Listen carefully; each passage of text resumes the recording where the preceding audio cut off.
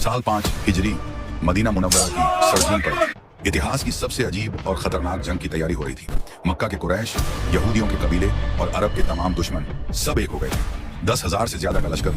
उनका मकसद सिर्फ एक, इस्लाम और मुसलमानों का नामो निशान मिटा देना। लेकिन मुसलमानों के पास न बड़ी फौज थी न हथियार, सिर्फ था ईमान, सब्र और एक अनोखी हिकमत। और फिर एक ऐसी खाई खोदी गई जिसने पूरी अरब की जंग का नक्शा बदल दिया। ये जंग सिर्फ तलवारों की नहीं थी, ये जंग थी हौसले, ईमान और अकल की, जिसे दुनिया आज तक याद करती है। यह है जंग ए खंदक की कहानी। इस्लामी तारीख में गज़वा ए खंदक एक ऐसी जंग है जिसने मदीना के मुसलमानों की हिम्मत, ईमान और सब्र को सबसे कठिन इम्तिहान में डाला। ये सिर्फ तलवारों और भालों की टकराहट नहीं थी, बल्कि दिमाग और हिकमत की जंग थी। इस जंग में यह साबित हुआ कि अल्लाह पर भरोसा करने वाले थोड़े से लोग किस तरह लाखों दुश्मनों के सामने मजबूत किला बन सकते हैं। ये जंग 5 हिजरी में हुई। इसे गज़वा ए अहज़ाब भी कहा जाता है, क्योंकि इसमें अरब के अलग अलग कबीलों ने मिलकर मुसलमानों के खिलाफ एक बड़ा गठबंधन बनाया था। जंग उहद के बाद कुरैश को यकीन था कि मुसलमान अब कमजोर हो गए हैं। उन्होंने सोचा कि अगली बार हमला करके मदीना को पूरी तरह मिटा देंगे। दूसरी ओर मदीना में रहने वाले यहूदी कबीलों में से कुछ ने मुसलमानों से किए गए समझौते तोड़ दिए थे।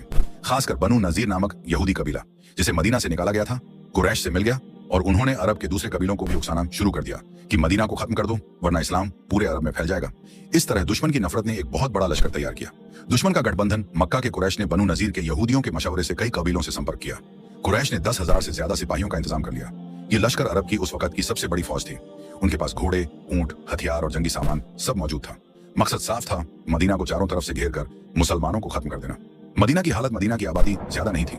मुसलमानों की तादाद मुश्किल से 3,000 थी। उनके पास हथियार भी कम थे, न खाने का ज्यादा सामान था न जंगी तैयारी। जब रसूलुल्लाह को खबर मिली कि कुरैश और उनके साथी एक बहुत बड़ा लश्कर लेकर आ रहे हैं, तो आपने सहाबा से मशवरा किया। सलमान फारसी रजी उस वक्त मदीना में मौजूद थे।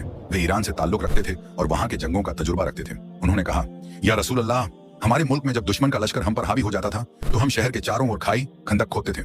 दुश्मन घोड़े और पैदल फौज लेकर पार नहीं कर पाता। रसूलुल्लाह को यह मशवरा बहुत पसंद आया और आपने सहाबा को खंदक खोदने का हुक्म दिया।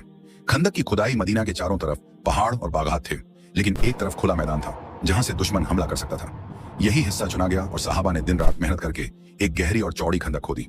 चौड़ाई इतनी थी कि घोड़ा कूद कर पार न कर सके, गहराई इतनी थी कि कोई आसानी से उतर न सके।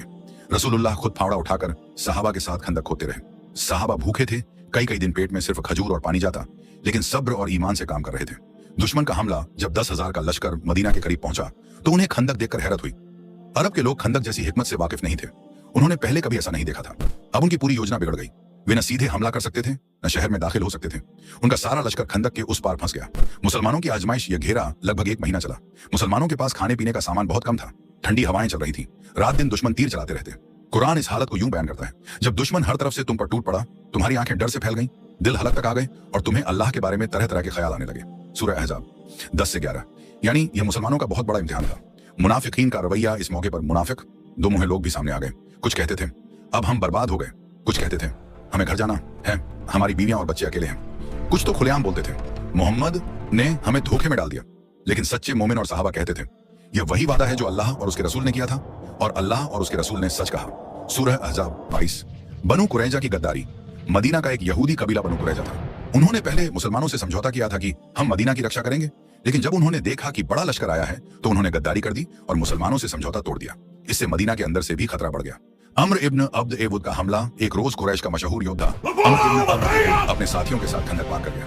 वह अरब का बहुत ताकतवर योद्धा था। लोग कहते थे कि वह 1000 सिपाहियों के उसने मुसलमानों को ललकारा। हजरत अली रजी खड़े हुए और रसूलुल्लाह से इजाजत मांगी। आपने उन्हें दुआ देकर भेजा। हजरत अली और अम्र में मुकाबला हुआ। लंबी जंग के बाद हजरत अली ने उसे कत्ल कर दिया। इससे दुश्मनों का हौसला बहुत गिर गया। अल्लाह की मदद, 1 महीने तक घेरा डाले रहने के बाद दुश्मन थक गए।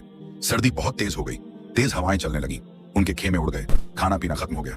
कुरान कहता है, अल्लाह ने उन पर आंधी और ऐसे लश्कर भेजे जिन्हें तुम देख भी न सके। सूरह अहज़ाब 9। इजाम यकनाफानुम, यानी फरिश्तों ने भी मुसलमानों की मदद की।